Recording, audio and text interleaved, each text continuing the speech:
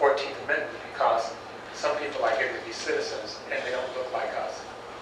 How do we have those things happening at the same time? How do we explain that?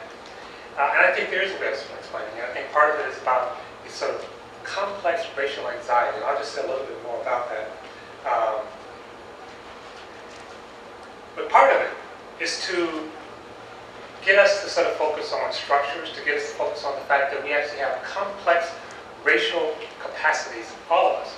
We have the capacity for positive racial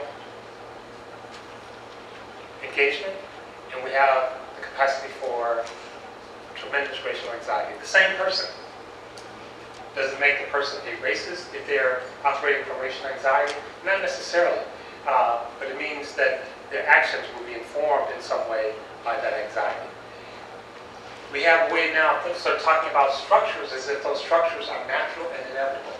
So we draw school boundaries that exclude children of color, and then those boundaries become sacrosanct.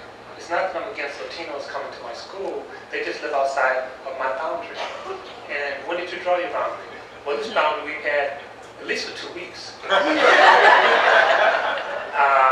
So the discussion becomes around boundaries, and if you suggest that maybe the boundaries are about race, the question quickly goes to, are you saying I am a racist?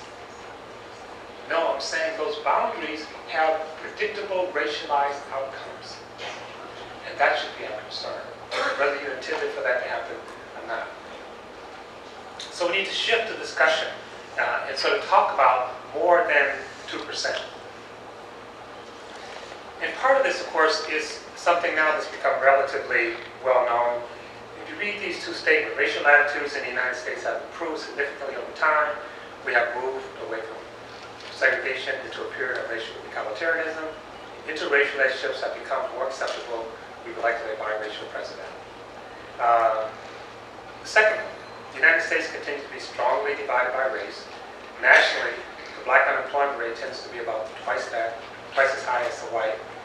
And black males born in 2001 have a 32% chance of spending time in prison at some point in their life.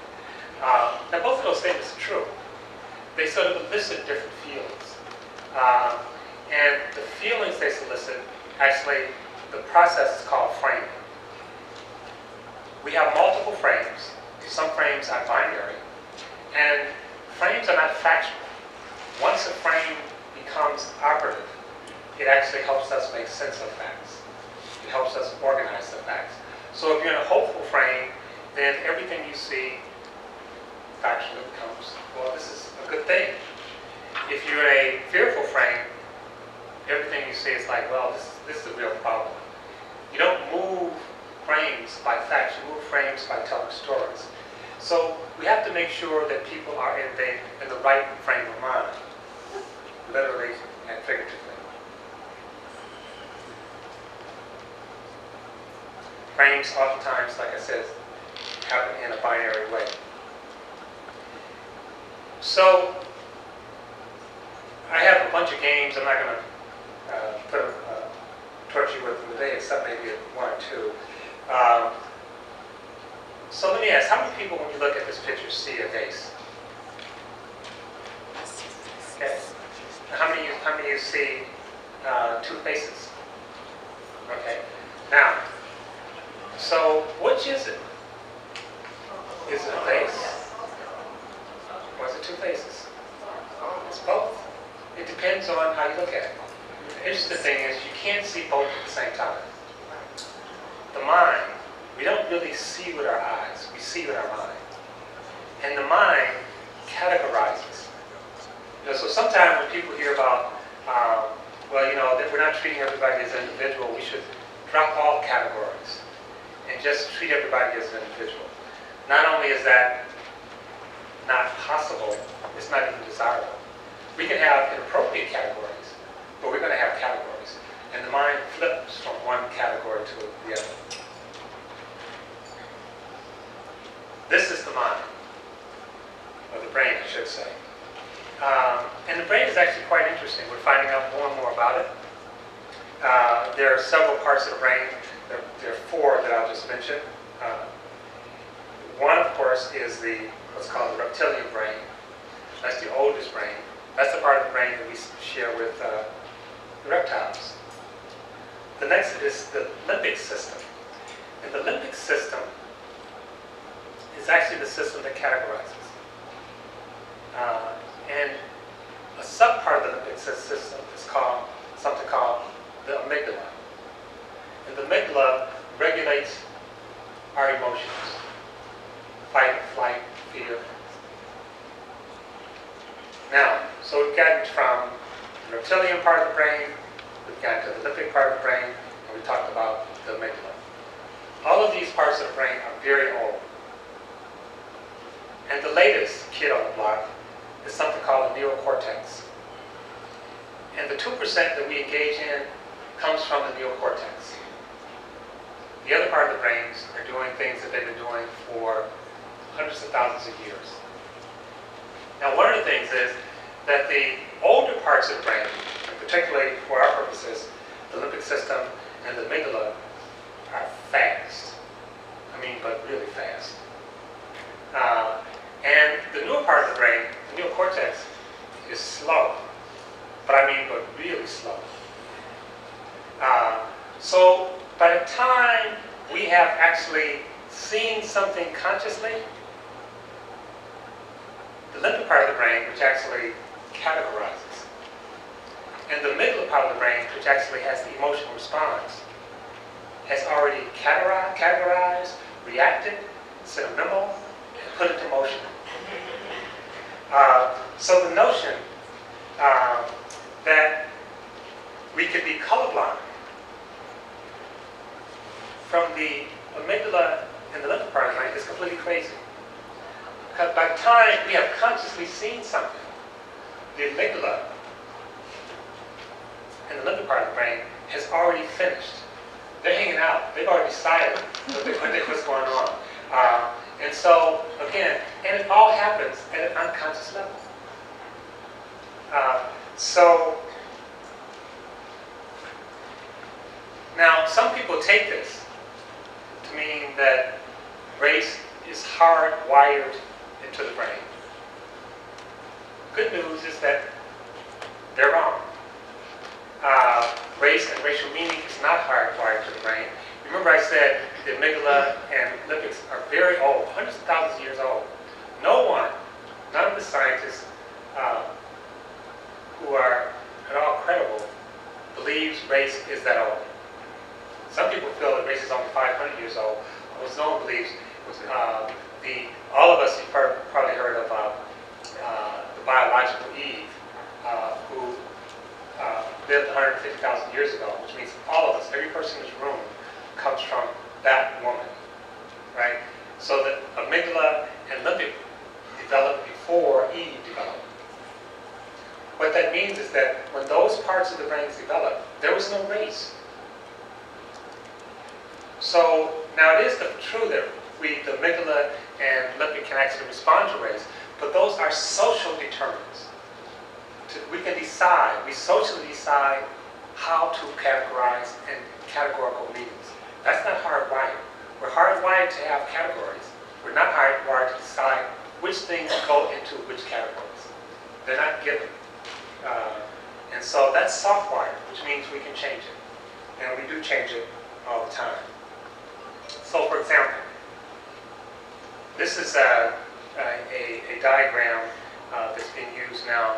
As you can see, one axis is warmth, the other axis is competency.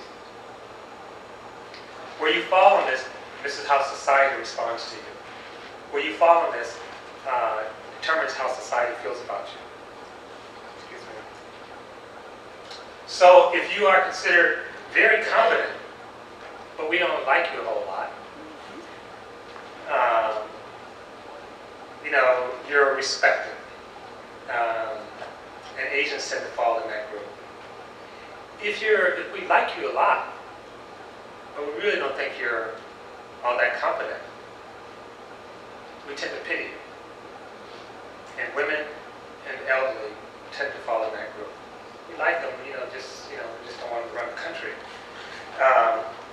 Literally, I got on the plane during the during the presidential election, and it's one of these things where guy's trying to do some male bonding. He's a white guy, so he wasn't going to try to do a racial bonding. It's like, I could maybe vote for Obama, but a woman? Man, what's going to happen when she has a period? He said this to me. I was thinking, is there another seat on this plane? But the point is that when people are in these categories, society has a response to them. And so the group that you like a lot and you think is very competent tends to be your group, right? And they, yeah, very competent, really, really good people. My cousin. For groups where people don't like them and they think they're not competent, the part of the brain that recognizes a human being doesn't even light up when people fall into that group. There's no empathy, there's no concern, because as far as the brain is concerned, that's not another human being. And African American males, especially in the inner city, tend to fall in this group. And what's happening, and this is interesting, this was done years ago. Latinos, and particularly Latin Americans, Mexican Americans, have been sliding into this group of low warmth and incompetent for the last several years. And Douglas Massey wrote a book called Categorically Unequal. He suggests if Latin Americans, Latinos continue to slide into this group, we should start at some point to see draconian social policy directed at this group. We're starting to see them as less and less human. That's the bad news. The good news is that we can do things to actually shift people from one group to another. So for example, homeless people tend to be seen as incompetent, and we don't like them. That is, they're not seen as human. In fact, there's one study that shows that the part of the brain that recognizes garbage is the same part of the brain that lights up when we see homeless people. We see them as filthy, has nothing to do with us. So you take someone who has this reaction, and all this is unconscious, has this reaction to a homeless person, and you ask them this question: what kind of vegetables do you think that person likes? That question shifts the person from the category of despise back to the human category.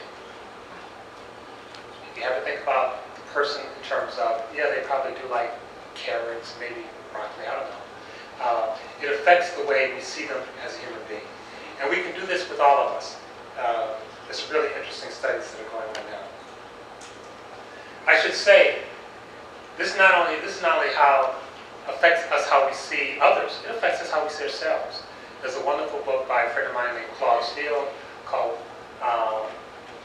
Whistling Vivaldi. And I'll just give you two quick examples. There's some tests now, and one was done at the high school level and one was done at the college level. The test is essentially this: you take students at the beginning of the school year and you say, write down what's important to you, what you value, what your community values, and what you hope to be, what your goals are 20 years from now. It's a 20-minute test. That test, so that survey, reduced academic disparities between black students and white students at the college level by 50%, and it lasted for 3 years. It reduced disparities at the K-12 level by 40%, and it lasted at least a year. What's going on is you're asking the vegetable question. You're actually reminding students, because in a society where blacks are despised, blacks will actually carry some of that message internally. Another example, Claude, a test that